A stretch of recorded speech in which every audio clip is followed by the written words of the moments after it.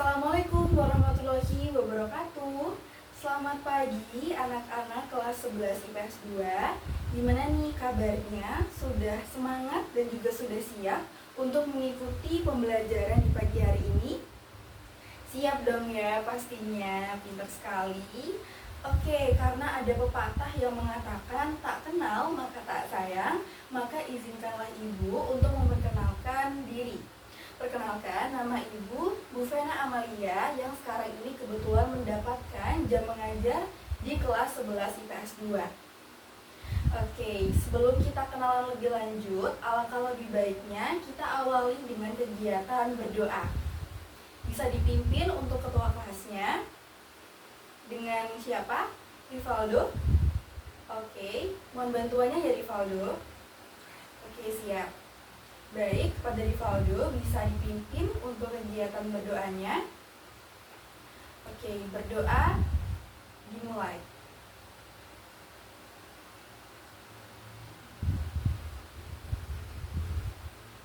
Berdoa dicukupkan. Terima kasih kepada Rivaldo yang sudah membantu Ibu untuk memimpin kegiatan berdoa kita. Berikutnya, Ibu akan melakukan kegiatan presensi untuk anak-anak kelas 11 IPS 2. Oke, dimulai dari Rivaldo, hadir. Dari Sita, hadir. Oke, dari Tata, hadir. Oke, terima kasih. Ibu juga minta tolong untuk melihat teman-temannya yang sekiranya masih kosong ya, di sebelah kanan atau di sebelah kiri, atau juga teman-temannya yang di sebelah pojok kanan maupun pojok kiri bisa diingatkan untuk bisa tetap fokus pada pelajaran Ibu. Sepakat?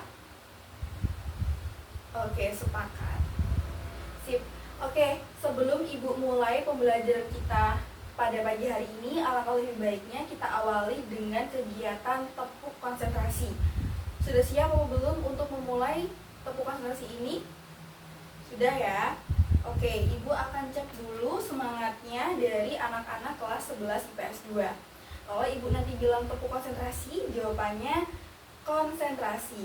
Kalau Ibu bilang angka 1, berarti tepuk 1, berarti jawabannya yes. Tepuk 2, berarti jawabannya oke. Tepuk 3, berarti jawabannya semangat. Tepuk 4, berarti jawabannya konsentrasi. Oke, bisa dipahami ya anak-anakku? Oke, pintar sekali. Oke, langsung aja kita mulai untuk tepuk konsentrasi biar pembelajarannya bisa lebih fokus dan juga bisa lebih melek dan juga semangat untuk mendapatkan ilmu baru.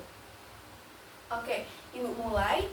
Tepuk konsentrasi, konsentrasi. Tepuk 1, yes. Tepuk 2, oke. Tepuk 3, semangat. Tepuk 4, konsentrasi.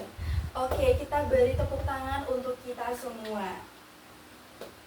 Terima kasih anak-anakku karena sudah mau fokus untuk mengawali kegiatan pembelajaran kita di pagi hari ini. Namun sebelum itu, Ibu mau cek dulu kerapian atribut karena berhubung ini hari Rabu, jadi harus menggunakan atribut seragam khas dengan lengkap ya. Oke, Mas Rivaldo di sana sudah menggunakan sabuk yang rapi atau belum? Oke, sudah rapi, sip. Oke, karena Ibu rasa kalian sudah ready untuk belajar materi pada pagi hari ini, jadi bisa dikeluarkan untuk buku LKS-nya, kemudian ATK-nya juga dikeluarkan, dan juga ponsel untuk belajar. Nah, di sini Ibu juga punya reminder untuk kalian bahwasanya ponsel hanya digunakan ketika Ibu meminta tolong untuk bisa mencari beberapa sumber referensi atau sumber belajar melalui internet. Sepakat? Oke, sepakat. Oke, tanpa berlama-lama lagi, kita akan mempelajari bab terkait dengan proklamasi kemerdekaan Indonesia. Oke. Nah, sebetulnya mengapa sih kita itu harus belajar tentang peristiwa proklamasi kemerdekaan Indonesia ini? Ada yang bisa menjawab Ibu? Rivaldo bisa menjawab Ibu? Oke, betul. Jadi, merdeka sendiri itu merupakan suatu keadaan di mana kita itu secara harfiah ya, secara bahasa juga, itu kita bebas dalam bertindak. Kita bebas dari belenggu. Belenggu ini kalau dikoneksikan atau kita kaitkan dengan peristiwa proklamasi adalah terbebaskan dari belenggu penjajahan. Betul sekali. Jadi melalui kemerdekaan ini kita bisa berekspresi dengan bebas untuk bisa menentukan arah, landasan, dan prinsip negara kita ini berdiri, seperti itu. Jadi kemerdekaan ini sangat penting dan juga sangat dibutuhkan oleh negara-negara juga. Nah, yang kita tahu bahwasanya saat ini ada negara yang sudah dinyatakan merdeka, namun mereka tidak bisa berekspresi secara bebas. Salah satunya seperti negara Palestina, seperti itu. Oke, berikutnya, sebetulnya apa sih tujuan kita mempelajari dari materi proklamasi kemerdekaan ini? Nah, yang pertama ialah kita bisa nanti mampu agar menganalisis peristiwa-peristiwa seputar proklamasi kemerdekaan Indonesia. Kemudian, kita juga nanti akan mampu dalam menyebutkan peristiwa-peristiwa seputar proklamasi kemerdekaan Indonesia, tentunya secara kronologis, karena kalau kita belajar sejarah tidak terlepaskan dari unsur kronologis dan diakronis. Kemudian yang ketiga adalah mampu dalam merepresentasikan peran yang bisa diteladani dari tokoh nasional proklamasi kemerdekaan. Dan yang terakhir, mampu menganalisis peran tokoh-tokoh dalam peristiwa seputar proklamasi kemerdekaan melalui internalisasi ya, nilai sosial, budaya, politik, pendidikan, dan lain sebagainya.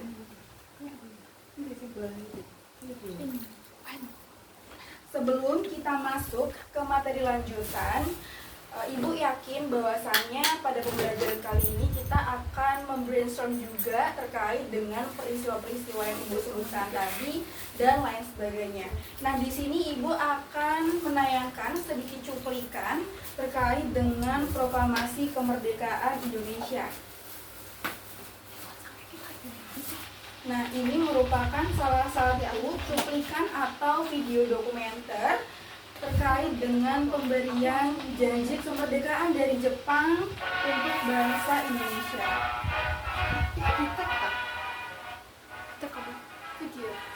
Nah, kalau teman-teman tahu di sini, pasti dari kalian ada yang suka menonton anime ya, betul ya?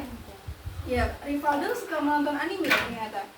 Oke, jadi di sini kalau kalian lihat di anime-anime itu ada beberapa diksi yang diucapkan seperti banzai. Nah, sebetulnya itu apa sih, Bu? Itu merupakan simbolisasi dari apa, Bu? Jadi, anime banzai itu merupakan salah satu bentuk penghormatan yang dilakukan atau menjadi culture dari Jepang itu sendiri. Di sini Ibu perlihatkan untuk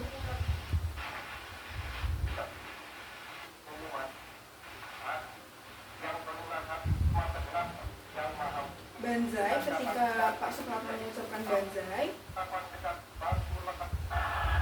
Nah,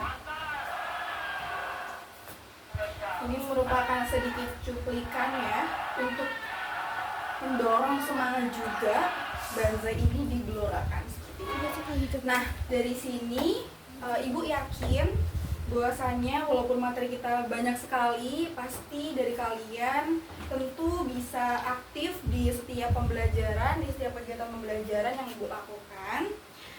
Dan ini tidak terlepas dari model pembelajaran yang Ibu ambil, yakni menggunakan problem based learning. Jadi nantinya Ibu akan memberikan kalian studi kasus terkait dengan peristiwa-peristiwa seputar proklamasi kemerdekaan, dan Ibu rasa kalian bisa mengerjakan ini karena materi-materi yang Ibu sampaikan nantinya akan relate kepada studi kasus yang Ibu berikan, yaitu seperti mereview. Jadi Ibu harap dengan kegiatan mereview ini kalian bisa menanamkan ya pemahaman-pemahaman ke dalam diri kalian, seperti itu.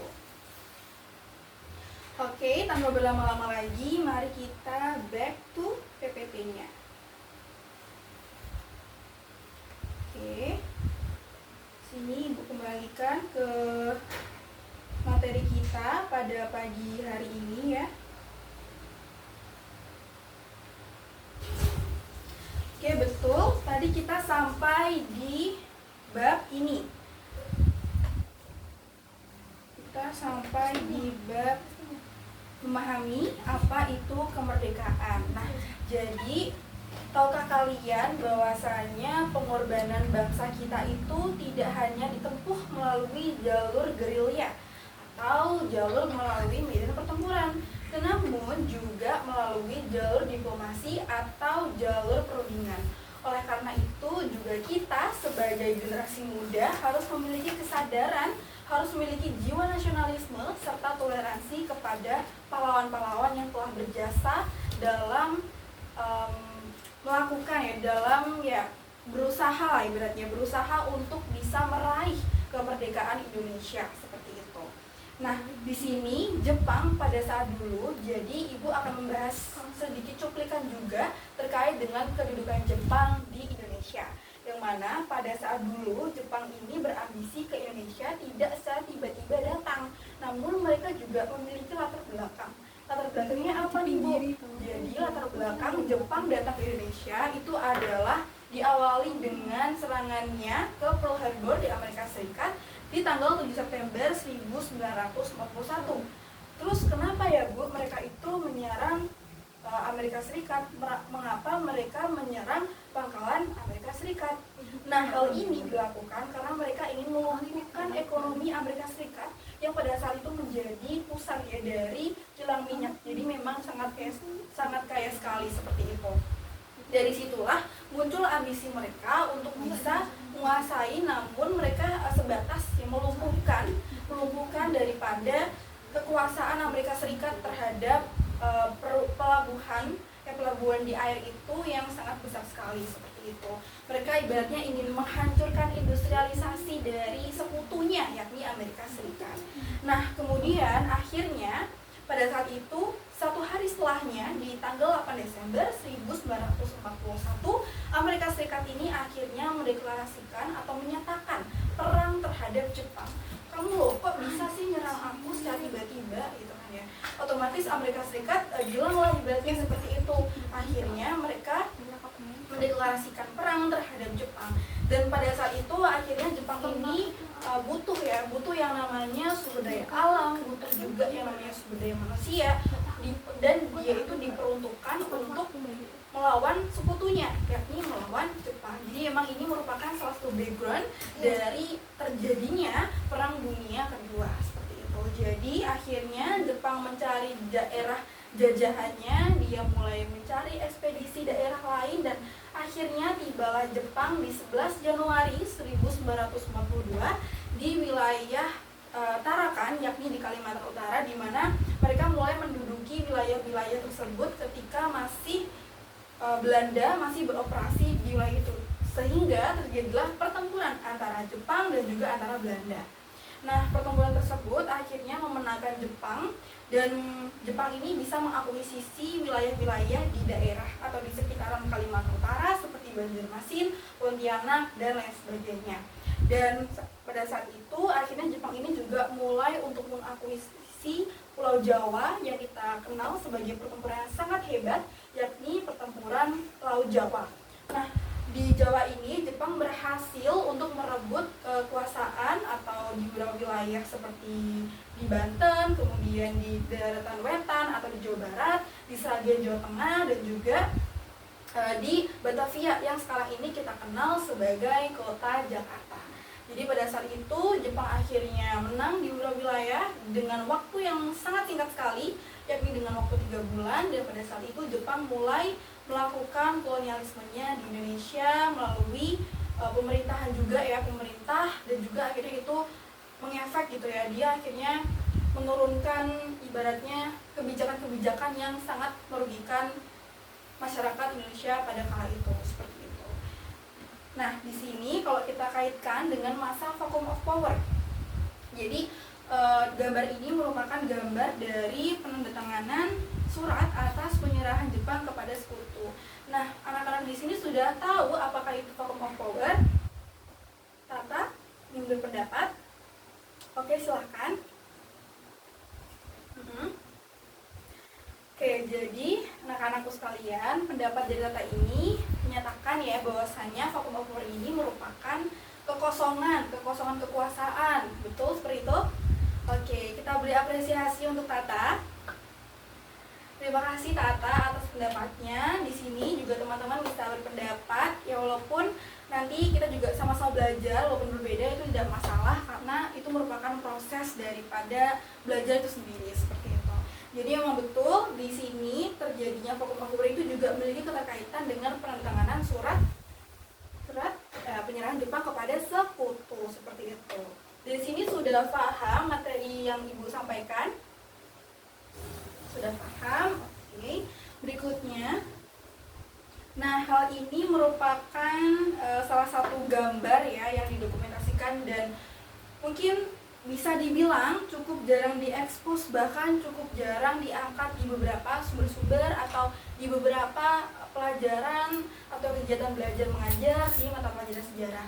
Namun di sini Ibu ingin mengenalkan terkait dengan gambar ini. Ini merupakan rumah persinggahan dari Soekarno-Hatta yang pada saat itu ditampung ya oleh salah satu petani dari Cina, beretnis Cina, yakni DKS Goljan Kiso Bisek ya, itu ada DKS. Kemudian berikutnya kurang afdol nih kalau kita belajar sejarah tapi nggak ngerti terkait dengan kronologisnya.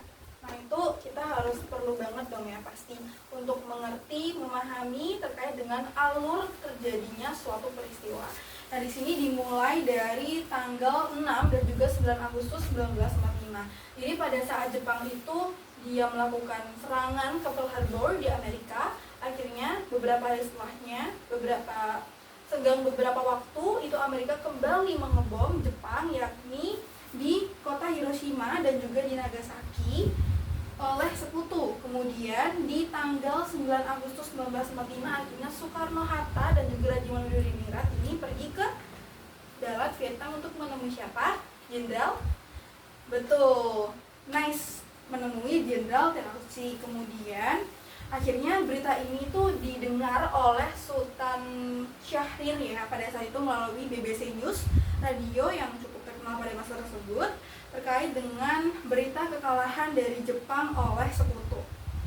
Kemudian di tanggal 12 Agustus 1945 di sini Jenderal Terauchi ini akhirnya menjanjikan kemerdekaan Indonesia jatuh di tanggal 24 Agustus 1945 dan kemudian terdapat berita yang melayangkan bahwasanya Jepang itu menyerah tanpa syarat kepada sekutu.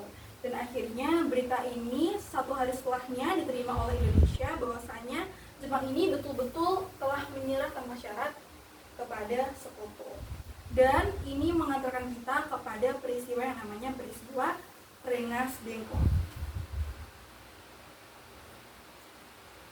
Nah, sebelum kita membahas nih terkait dengan peristiwa Rengas Dengklok, pastinya kita juga sebagai negara yang ingin merdeka tidak terlepas juga dari plan kita dalam mendirikan suatu badan organisasi agar nantinya kita juga tidak kewalahan ya ketika kita sudah menjadi suatu negara.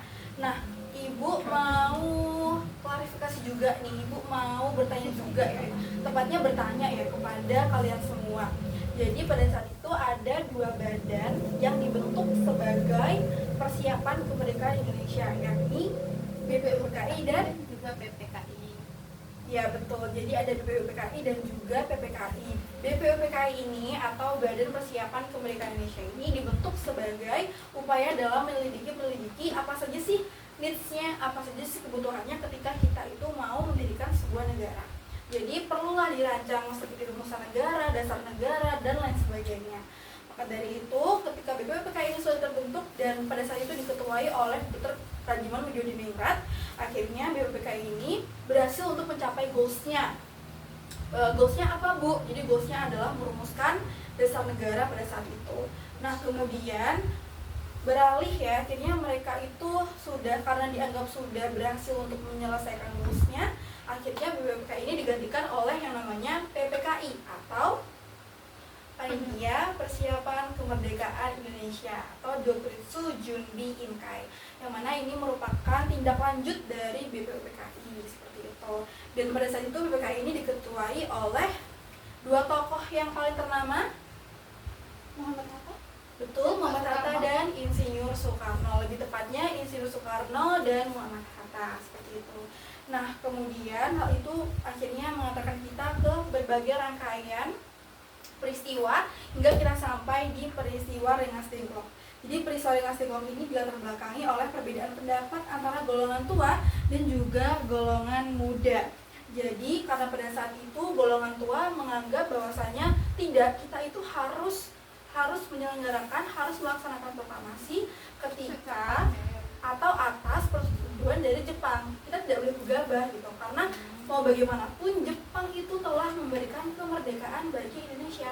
Namun hal ini tidak sependapat ya, tidak sependapat dengan golongan muda. Jadi golongan muda tidak sependapat dengan golongan tua, karena mereka berhak untuk menentukan, loh kenapa Pak kita harus bergantung kepada Jepang? Kita itu berhak untuk menentukan kemerdekaan kita sendiri, seperti itu. Jadi akhirnya hal ini mengantarkan kita ke kronologi Rengas Dengklok. Pada saat itu akhirnya Soekarno-Hatta, karena dia itu tidak ingin ya, ibaratnya tidak meng-ACC gitu pada jam 12 ketika ingin diculik, akhirnya terjadilah penculikan yang dilakukan di pukul 4 pagi. Jadi setelah beberapa jam dari pukul 12 malam itu, jadi 4.30 akhirnya terjadi penculikan Soekarno-Hatta.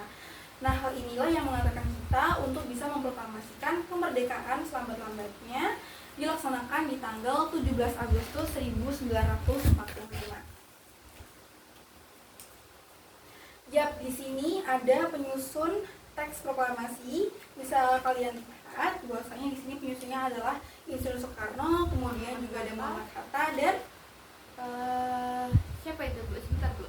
Tan Sahir kah? Ahmad Subarjo. Ahmad Subarjo. Ya, Ahmad Subarjo. Jadi perumusan teks proklamasi ini juga telah dirumuskan di Rumah Laksamana Maeda yang pada saat itu menjadi angkatan militer Jepang, seperti itu, yang merupakan angkatan militer laut Jepang khususnya, dan dia memiliki hak prerogatif di mana dia tuh berhak ya terhadap kekuasaan wilayah militer angkatan laut yang tidak dapat digugat oleh angkatan darat. Jadi ini merupakan salah satu pintu masuk untuk dapat memproklamirkan kemerdekaan Indonesia. Nah, berikutnya adalah proklamasi kemerdekaan. Di sini Ibu memiliki salah satu dokumenter ketika Pak Soekarno ini memproklamirkan kemerdekaan Indonesia. Bisa didengar dari jauh sana, dari pojok.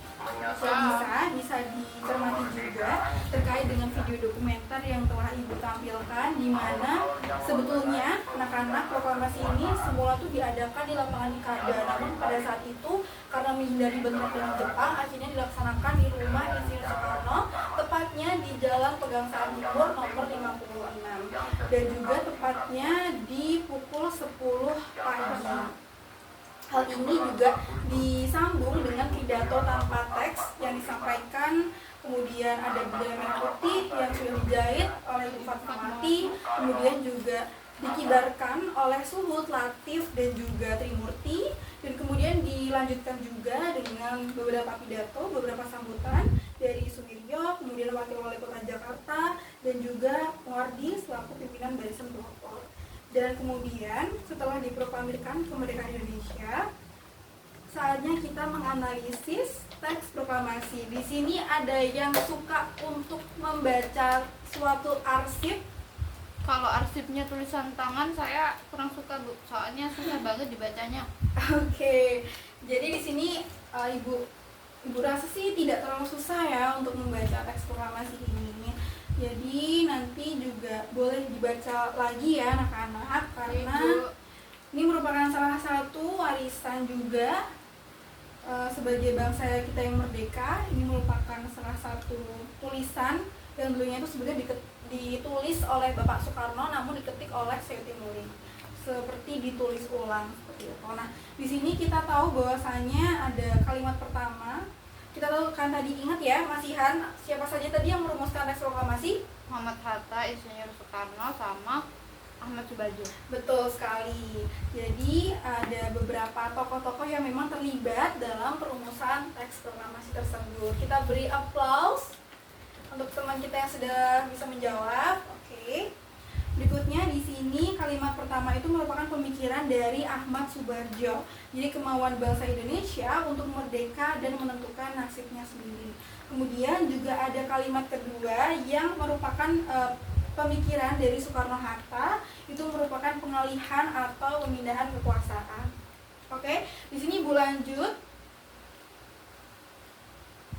Kita lanjut untuk menganalisis teks proklamasinya. Jadi di sini naskah proklamasi itu merupakan tulisan tangan dari Soekarno yang kemudian diketik oleh Sayuti Melik yang Ibu telah jelaskan tadi ya. Kemudian di sini juga terdapat beberapa poin yang perlu kalian pahami, yakni perubahan kata tempo yang diubah menjadi tempo, kemudian dari perubahan wakil-wakil bangsa Indonesia menjadi atas nama bangsa Indonesia, kemudian juga di perubahan tanggal juga ada di sebelumnya itu Jakarta 17 dalam bentuk huruf, dalam bentuk angka, angka 1708 1945, namun diganti menjadi Jakarta hari 17 bulan 8 tahun 05. Dan kemudian Hatta ini juga meminta seluruh peserta yang hadir untuk menandatangani teks, namun pada saat itu Soekarno menolak dan juga hanya akhirnya itu ditandatangani oleh Pak Soekarno dan juga Pak Hatta atas nama bangsa Indonesia. Seperti itu. Oke, karena Ibu tadi sudah menjelaskan ya tadi cukup juga terkait dengan kedudukan Jepang di Indonesia, kemudian juga tadi Ibu singgung terkait peristiwa-peristiwa seputar proklamasi. Dari sini ada yang masih ditanyakan atau mungkin sudah cukup nih untuk memahami peristiwa-peristiwa seputar proklamasi. Bu, itu pas sering denglek tuh Soekarno-nya tuh diculik pas di rumahnya ya, di tengah malam, di paginya. Jadi sebetulnya betul, jadi Soekarno sama Hatta ini diculiknya itu sebetulnya dari sejak malam hari, cuman pemaksaan penculikan itu dirasa tidak efektif begitu ya. Jadi akhirnya para anggota atau para golongan muda ini melakukan aksi penculikan di pukul 4.30 pagi tadi, seperti itu. Ya, seperti itu. Ada yang ditanyakan lagi?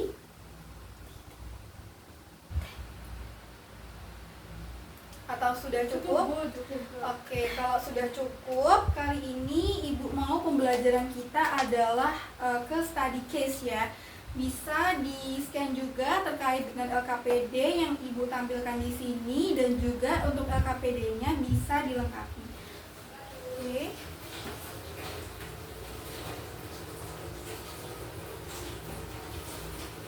Bisa di-scan saja, tidak apa, untuk maju ke depan proyektor.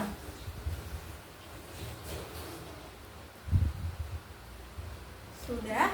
Bentar, Bu. Bisa langsung di-share. Kalau sudah, Ibu berikan waktu sekitar 2 menit. Apakah cukup untuk mengerjakan LKPD? Cukup, Bu. Oke, bisa juga dicari melalui search juga, karena ini juga membutuhkan justifikasi ilmiah. Jadi Ibu mohon nanti ketika sudah selesai, setiap ketua kelompok bisa langsung saja ya untuk menjawab terkait dengan LKPD yang sudah Ibu tampilkan.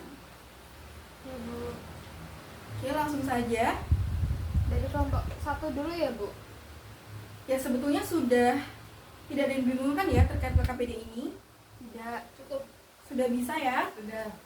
Berarti saya kelompok 1, ini kelompok 2 gitu kan, Bu. 1, 2, 3, 4. Sudah cukup ya? Iya, sudah, Bu. Bisa langsung dijawab untuk kelompok 1 dan juga kelompok 2. Silahkan, karena kita Bu. Tadi Ibu juga di sini kan sudah tertera ya di scan-nya bahwasanya kelompok 1 akan menjelaskan terkait dengan menganalisis pengeboman dari Hiroshima dan juga Nagasaki, dan kelompok 2 akan membahas terkait dengan latar belakang peristiwa Rengas Dengklok. Oke, bisa langsung saja agar waktu kita lebih efisien. Baik, Bu. Di kelompok 1, penyebab dari serangan tersebut adalah Jepang ini serangan mendadak yang dilakukan oleh Jepang terhadap pangkalan laut Amerika Serikat. Oke, cukup. Dari kelompok 2. Latar belakang dari peristiwa Rengas Dengklok diawali dengan adanya perbedaan pendapat antara golongan tua dan golongan muda mengenai kapan proklamasi dilaksanakan. Oke, cukup. Terima kasih untuk kelompok 1 dan juga kelompok 2 yang sudah menjawab pertanyaan Ibu. Ibu rasa Ibu juga akan memberikan klarifikasi terkait dengan jawaban tersebut. Jadi bahwasanya memang benar terjadinya pengeboman Hiroshima dan juga Nagasaki ini tidak terlepas dari konflik ya antara Jepang dengan sekutu atau Amerika Serikat seperti itu. Dan juga kemudian terkait dengan peristiwa Rengas Dengklok ini juga tidak terlepas dari perbedaan pendapat antara golongan muda dan juga golongan tua seperti itu. Nah, dari sini ada yang bisa membantu Ibu untuk menyimpulkan secara keseluruhan apa yang kita pelajari pada pagi hari ini?